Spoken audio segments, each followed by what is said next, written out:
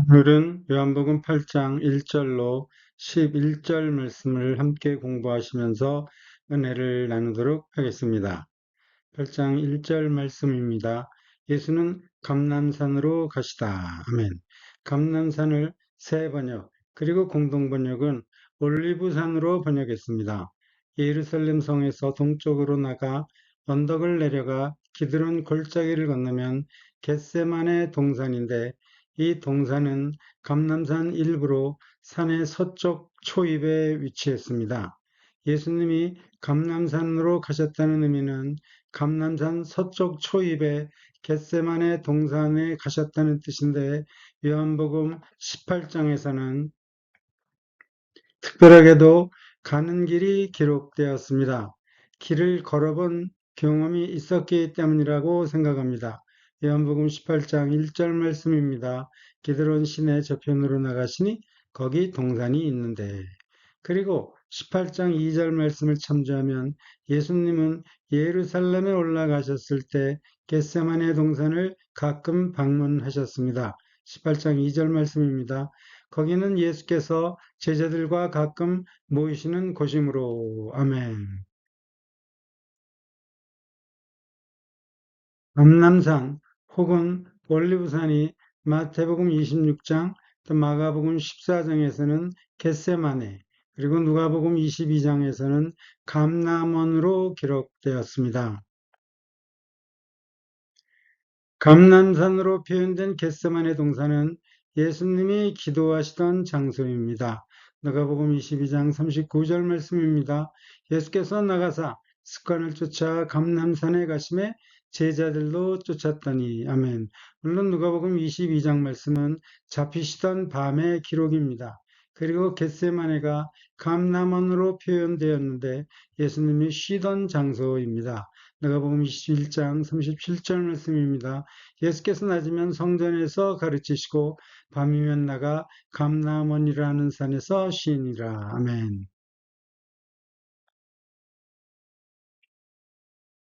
지도에서 보시는 것처럼 이곳이 예루살렘이라 그러면은 이것이 감람산입니다. 예루살렘과 이 감람산 중간에 겟세마네 동산이 위치하고 있습니다. 요한복음 7장 53절 말씀은 다 각각 집으로 돌아가고 라고 기록하고 있는데, 이 말씀은 초막절이 끝나고 모든 필그림이 일상으로 돌아간다는 의미입니다. 그러므로 예수는 감람산으로 가시다라는 말씀도 예수님이 일상으로 복귀하셨다는 의미입니다. 벤슨. 그리고 길스 주석책은 예수님이 아버지께 기도를 드리기 위해 감람산으로 가셨다고 설명합니다. 기도는 예수님의 일상입니다. 2절 말씀입니다. 아침에 다시 성전으로 돌아오시니 백성이 다 나아오는지라 앉으사 저희를 가르치더니. 아멘. 엘리카 또 몇몇 주석책은 아침 일찍 성전에서 가르치시는 것이 예수님의 습관이라고 합니다. 누가복음 21장 38절 말씀입니다. 모든 백성이 그 말씀을 들으려고 이른 아침에 성전에 나아가더라. 아멘. 벤겔은 들어오시기라는 표현에서 사람들이 예수님을 기다린 것을 알 수 있다고 합니다. 바로 전날 예수님이 그리스도다 아니다로 큰 쟁론이 일어났습니다. 얼마나 예수님을 기다렸겠습니까? 아침이 아니라 성전 문이 열리기 전부터 모든 백성이 다 모여서 예수님을 간절히 기다렸을 것입니다.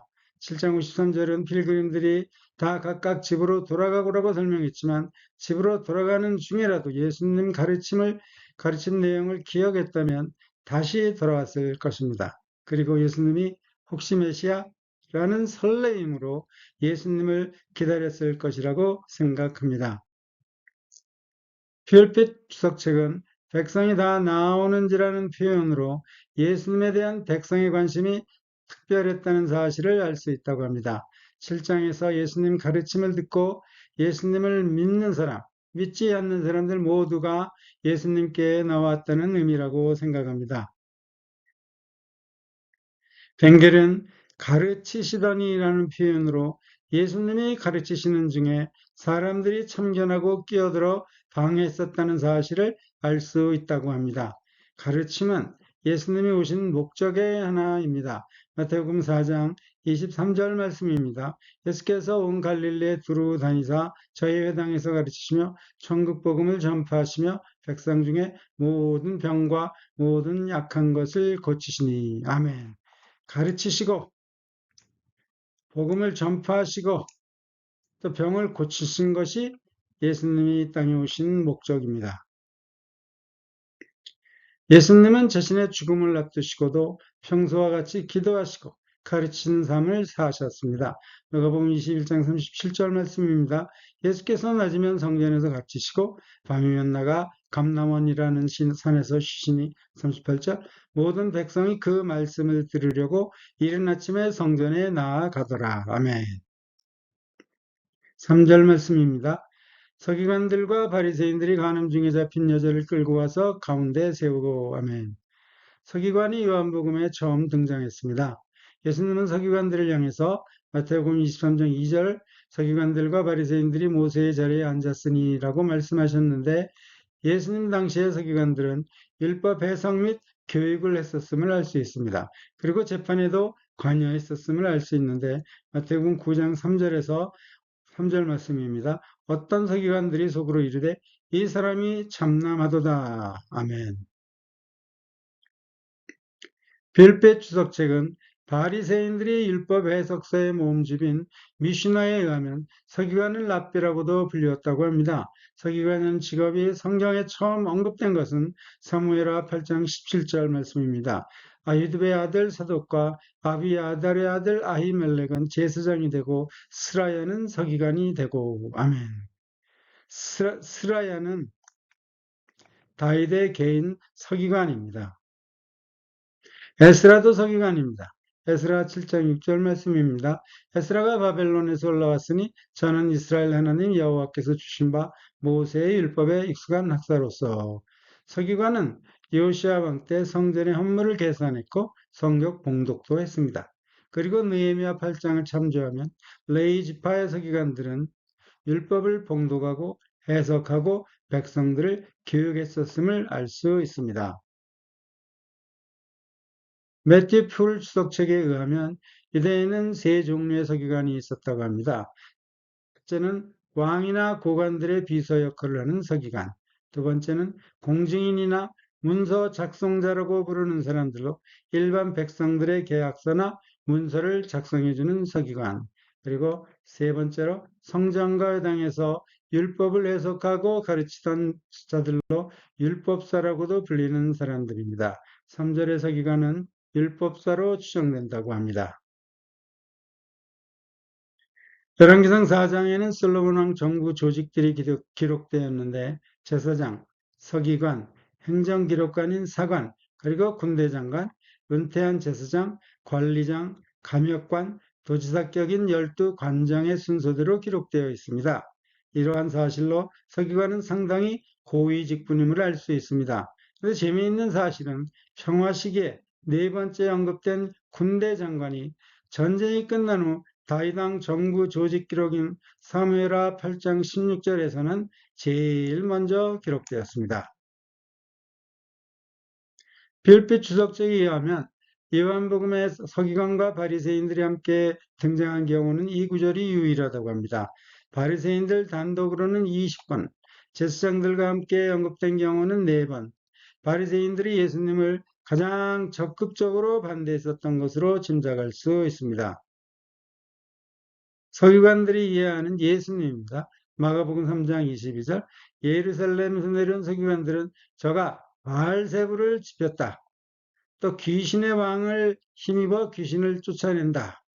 서기관들은 예수님을 죽이는 데 주도적이었습니다. 누가복음 19장 47절 말씀입니다. 예수께서 날마다 성전에서 가르치시니 대제사장 및 서기관들과 백성들의 두목들이 그를 죽이려고 꾀하되. 아멘. 예수님이 고난 예고의 서기관들을 언급하셨습니다. 예수님이 서기관들로부터 당한 고난의 정도를 알 수 있습니다. 마가복음 8장 31절 말씀입니다. 인자가 많은 고난을 받고 장로들과 대제사장들과 서기관들에게 버림받아 죽임을 당하고 사흘 만에 살아나야 할 것을 저에게 비로소 가르치시되. 아멘.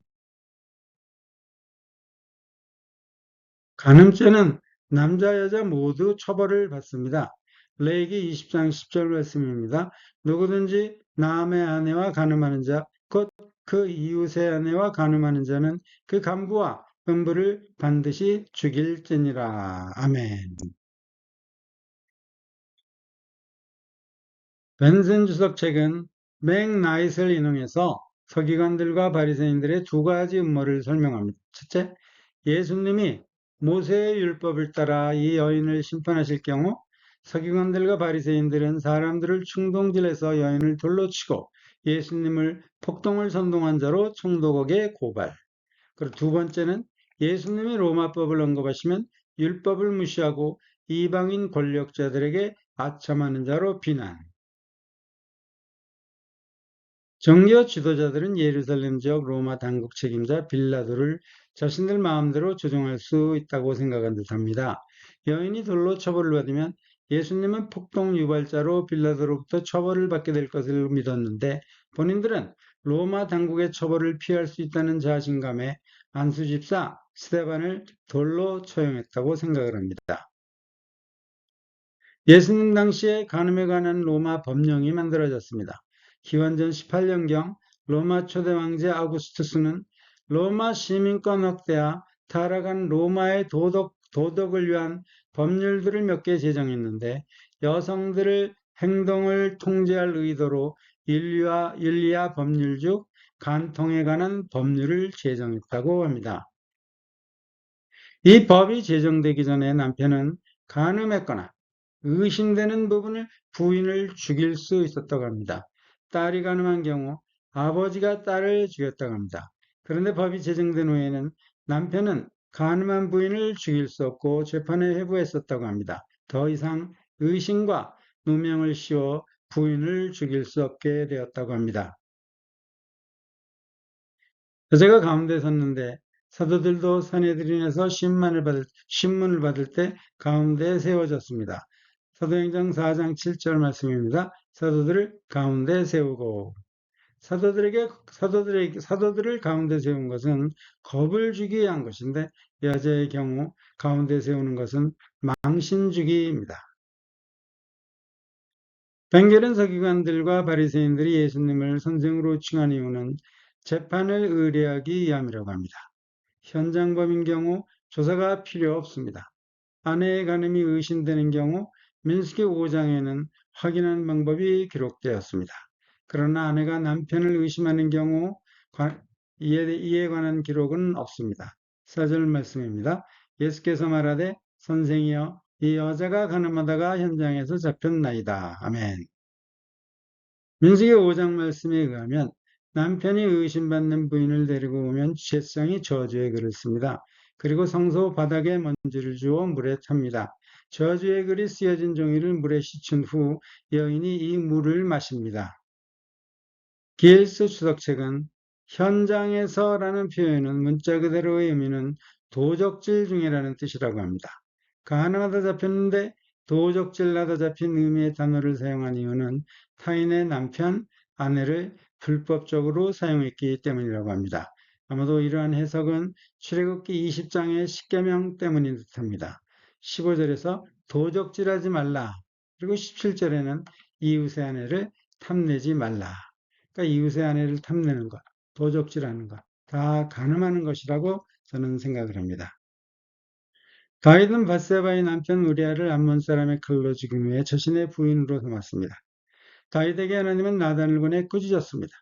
나단이 다윗에게 들려준 비유는 부자가 가난한 사람의 암양을 뺏은 이야기입니다.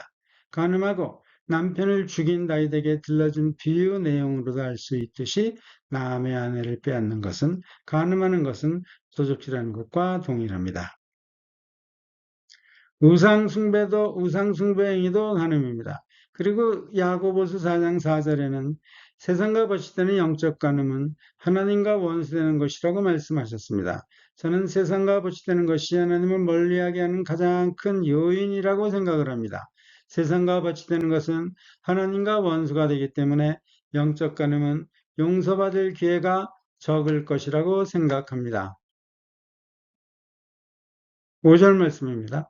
모세는 율법에 이러한 여자를 돌로 치라 명하였거니와 선생은 어떻게 말하겠나이까. 아멘.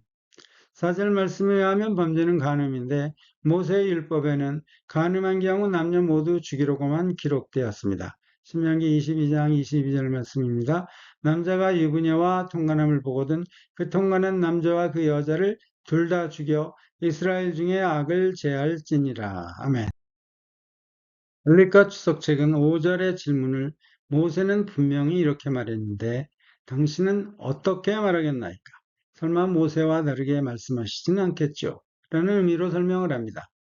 마태복음 22장, 마가복음 12장의 세금에 관한 질문처럼 예수님을 함정에 빠뜨리려는 의도가 있다고 합니다. 마태복음 22장 17절 말씀입니다. 그러면 당신의 생각에는 어떠한지 우리에게 이르소서. 가이사에게 세를 바치는 것이 가하나이까 불가하나이까 한데. 아멘. 벤겔, 특별히 마이어는 이들이 인용한 율법은 신명기 22장 23절로 24절 말씀이기 때문에 잡혀온 여인은 약혼한 상태라고 합니다. 약혼한 상태에서 가늠한 경우 남녀 모두 돌에 맞는 처벌을 받는다고 합니다. 신명기 22장 23절 말씀입니다. 처녀인 여자가 남자와 약혼한 후에 어떤 남자가 그를 성읍중에서 만나 통건하면 24절 너희는 그들 둘 다 성읍문으로 끌어내고 그들을 돌로 쳐 죽일 것이니. 웨슬리안 감리교 신학자 아담 클락은 제사장의 딸인 경우 화형을 당했다고 합니다. 클락 케임브리지 주석책은 랍비들은 가늠한 사람들은 질식사되었다고 주장했다고 합니다. 몰렉에게 우상한 경우는 돌에 맞아 죽고 마을 전체가 우상 숭배를 하면 마을 모든 사람이 칼로 죽임을 당했습니다. 하나님은 이 돌로 치는 순서도 말씀하셨는데 잠시 후 7절을 공부하면서 설명드리겠습니다. 벤스는 필러와 이 초대 교부들이 돌로 맞은 자들과 간음으로 처벌받은 자들이라는 표현을 동의어처럼 사용했다고 합니다. 그러면서 간음한 남녀는 돌에 맞는 형벌을 받았다고 합니다. 율법 박사들인 서기관, 바리새인들이 처형 방법을 정확히 알고 있었기 때문에 돌로 치라고 제시했을 것이라고 생각합니다. 매튜 풀 주석책은 사형 방법이 명시되지 않은 경우 가장 온화한 방식인 교살, 목을 졸라 죽이는 것. 잠시 전에는 질식사라고 설명드렸는데 이 교사를 적용했었는데 아마도 간음이 매우 흔해졌기 때문에 이러한 범죄자들에게 약혼한 여자의 처형 방법인 모세의 율법을 적용시켜 돌로 치는 방식의 사용을 적용하기로 결정했을 것이라고 설명합니다. 대우 6절 말씀입니다. 저희가 이렇게 말하면 고소할 조건을 얻고자 하여 예수를 시험함이러라. 예수께서 몸을 굽히사 손가락으로 땅에 쓰시니. 아멘. 대부분의 주석책은 종교 지도자들의 고소에 전혀 관심이 없기 때문에 예수님이 땅에 쓰시는 행동을 하셨다고 합니다. 그런데 이 벤겔은 예수님이 땅에 글을 쓰신 것은 서기관들과 바리새인들에게 경고의 메시지와 최종 심판을 상기시켜주는 행위라고 설명합니다. 벤겔은 예수님이 땅에 쓰신 이유를 하나님이 주신 율법이 모세가 쓴 율법으로 이해하고 다른 사람들을 고발하는 종교 지도자들에게 예수님 자신도 종교 지도자들을 고발하는 글을 쓸 수 있다는 사실을 보여주기 위해서 땅에 글을 쓰셨다고 설명합니다. 또 벤겔은 예수님이 쓰신 내용을 다니엘서 5장 말씀을 예로 들어 예수님이 쓰신 글의 내용을 설명하는데 다니엘 5장에는 손가락이 등장해서 벽에 경고의 길을 기록하고 그날 밤에 즉시 바벨론이 멸망당한 사건이 기록되었습니다. 이와 같은 이유에서 6절에서 쓰신 내용이 7절 말씀이라고 추정을 합니다. 7절에 너희 중에 죄 없는 자가 먼저 돌로 치라. 벤겔은 예수님이 땅에 쓰신 이유를 예레미야 17장 1절과 14절 말씀으로 또 설명을 합니다. 유다의 죄가 그들 마음에 새겨졌고 수치를 당할 것이라는 내용인데 예수님도 땅에 쓰시면서 서기관들과 바리새인들의 죄가 돌판에 새겨졌음을 보여주는 행위라고 설명합니다. 그리고 예수님이 바닥에 글을 쓰신 행위는 현장에서 잡힌 여인의 처벌 집행을 보류시키는 행위라고 설명합니다. 이미 설명드린 대로 민수기 5장에 간음을 의심받는 여인은 제사장의 글을 쓴 종이를 물에 씻어 마신 후 결과를 알 수 있지만 6절의 여인의 경우 예수님이 쓰신 글은 있지만 마실 물이 없기 때문에 잠시 유보되었다고 설명합니다. 고소할 조건은 설명드린 대로 로마 당국과 선해드린 종교재판에 고소할 조건입니다. 손가락에 땅에 쓰신 이유가 종교 지도자들의 시험에 관심 없음을 밝히는 행동이라면 몸을 굽히신 자세는 종교 지도자들을 배척하신다는 행동으로 이해해도 무난하다고 생각을 합니다. ICC 주석책은 스시니에 사용된 헬라어 카테크레판인데 신약 성경에서는 이곳에만 사용되었다고 합니다. 일부 오래된 사본에서 카테크레펜이 사용되었는데 쓰다라는 의미보다는 등록하기 위한 기록이 의미가 있다고 합니다. 등록하다의 의미로 사용되었다면 예수님이 땅에 쓰셨다는 의미는 영구적인 기록을 남긴 것이 아니라는 뜻이라고 설명을 합니다. 일반적으로 신약 성경에서 쓰다에 사용된 단어는 그라펜이라는 단어가 사용되었다고 합니다. 7절 말씀입니다. 저희가 묻기를 맞이 아니하는지라 이에 일어나 가라사대 너희 중에 죄 없는 자가 먼저 돌로 치라 하시고 아멘. 현대인 성경은 묻기를 맞이 아니하는지라를 그래도 그들이 계속해서 질문을 하자로 번역을 했습니다. 예수님께서 몸을 굽히사 손가락에 땅을 쓰고 계심에도 종교 지도자들이 질문을 재촉한다는 의미는 이들도 예수님이 자신들의 시험에 관심이 전혀 없었음을 알아채고 예수님께 답변을 강요했다고 생각합니다.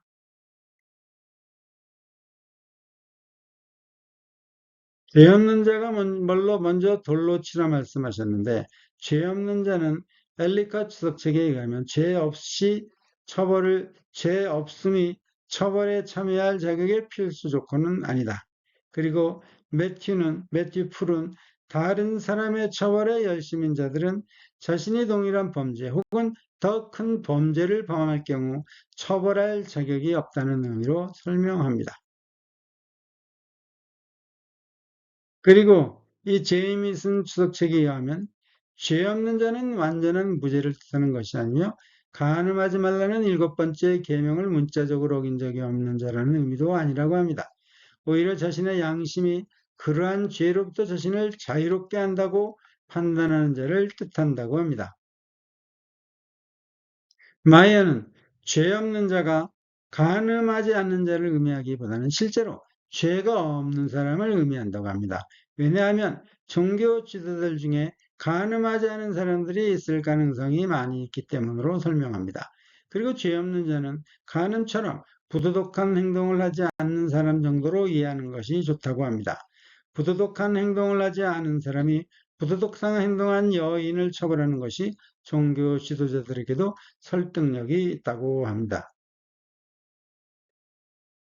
예수님이 너희 중에 먼저를 언급하신 이유는 율법을 상기시키기 위함이라고 합니다. 케임브리지 주석책은 돌은 사형 집행에 필요한 돌이라고 합니다. 돌로 치는 형벌의 절차는 신명기 17장 7절 말씀에 의하면 우상 숭배한 사람의 죄가 확인되면 처음에 고발한 사람이 먼저 돌로 치고 그 다음에 죄에 모였던 사람들이 돌로 처형을 합니다. 치라는 말씀은 명령형이라고 합니다. 8절 말씀입니다. 다시 몸을 굽히사 손가락으로 땅에 쓰시니 아멘.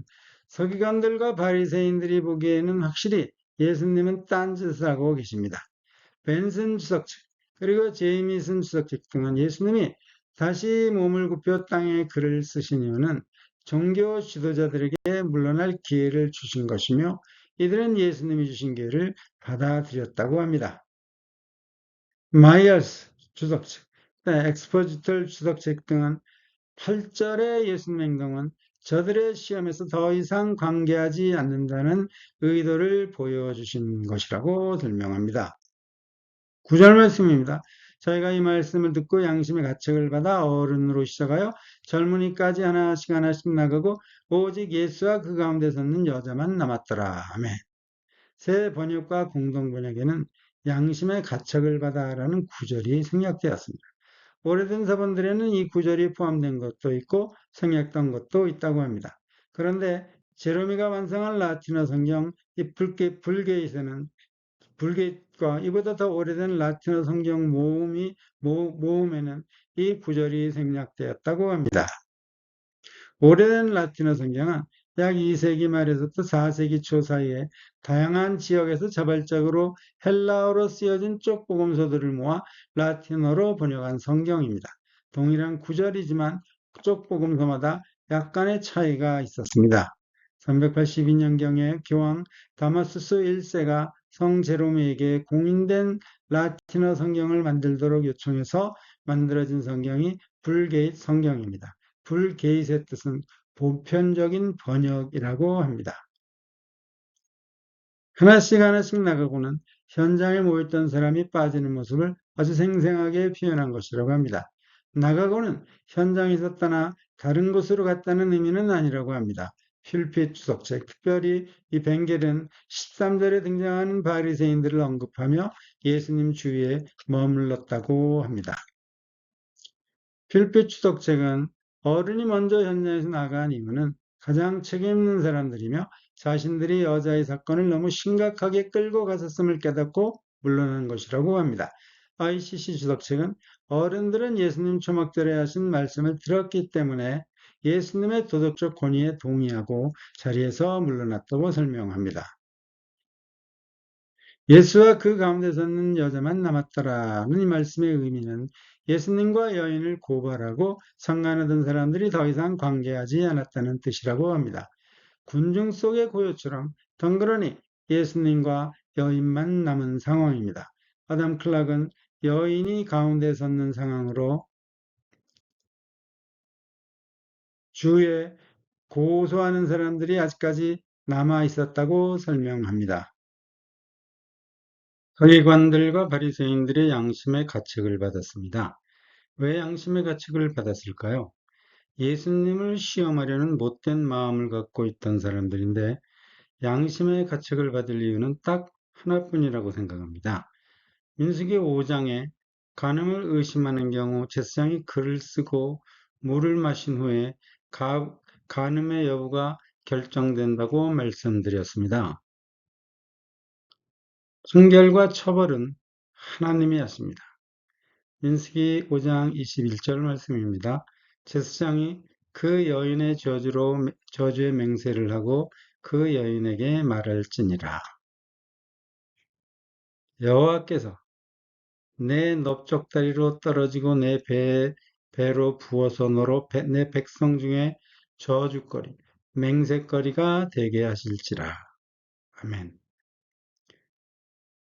바리새인들과 서기관들이 양심의 가책을 받은 이유는 하나님의 권위를 기억했기 때문이라고 생각합니다. 예수님께서 땅에다 글을 쓰시는 것이 저들로 하여금 민수기 5장 말씀에서 제사장이 종이에 글을 쓰는 것을 기억나게 하셨을 것이라고 저는 믿습니다. 10절 말씀입니다. 예수께서 일어나사 여자 외에 아무도 없는 것을 보시고 이르시되 여자여 너를 고소하던 그들이 어디 있느냐 너를 정죄한 자가 없느냐. 아멘. 엘리카 추석책은 너를 고소하던이라고 질문하신 이유는 여자가 자신의 죄를 되돌아보게 하기 위함이라고 합니다. 매튜 풀은 너를 고소하던이란 질문은 간음에 대한 율법이 정당한 것임을 암시한다고 합니다. 11절 말씀입니다. 대답하되 주여 없나이다. 예수께서 가라사대 나도 너를 정죄하지 아니하노니 가서 다시는 죄를 범치 말라 하시니라. 아멘. ICC 주석책은 여인은 아무런 변명 없이 주여 없나이다 라고 대답만 했다고 설명합니다. 정죄하지에 사용된 동사 카닥리노는 단순히 판단하다의 크리노보다 훨씬 더 강한 정죄의 의미가 있다고 합니다. 변명하지 못한 여인은 자신의 죄를 시인한 것이나 다름없고 그러므로 회개할 자격이 있다고 생각을 합니다. 예수님은 여인의 행위를 판단하지 않았다는 것이 아니라 재판관으로서 율법을 집행하거나 해석할 책임을 맡고 있지 않다는 의미에서 법적으로 정죄하지 않는다고 말씀하신 것이라고 설명합니다. 예수님이 정죄하지 않으신 이유를 제이미슨 주석책은 요한복음 10장 47절에 내가 온 것은 세상을 심판하려 함이 아니요 세상을 구원하려 함이로라는 말씀을 인용해서 설명합니다. 예수님은 여인에게 다시는 죄를 범치 말라고 말씀하셨는데 5장에서도 38년 동안 나른 사람에게 같은 말씀을 하셨습니다. 내가 5장 14절 말씀입니다. 내가 나았으니 더 심한 것이 생기지 않게 다시는 죄를 범치 말라 하시니. 아멘. 마이얼 주석책은 성 어거스틴을 인용해서 정죄하지 아니하노라는 말씀은 사람은 정죄하지 않으셨지만 죄는 정죄하셨다고 설명합니다. 예수님이 여인에게 죄를 범치 말라고 하신 말씀이 죄를 정죄하신 것이라고 생각을 합니다. 별빛 추석책은 11절의 예수님 말씀은 여인에게 상처를 주는 것이 아니라 치유하는 것이며 형벌이 아니라 위로를 주시는 말씀이라고 합니다. 예수님은 하나님의 마음을 드러내시며 사람의 거친 심판을 집행하는 것이 아니라 은혜를 베푸시고 돌을 던지는 것이 아니라 마음을 어루만지셨다고 설명합니다. 감사합니다.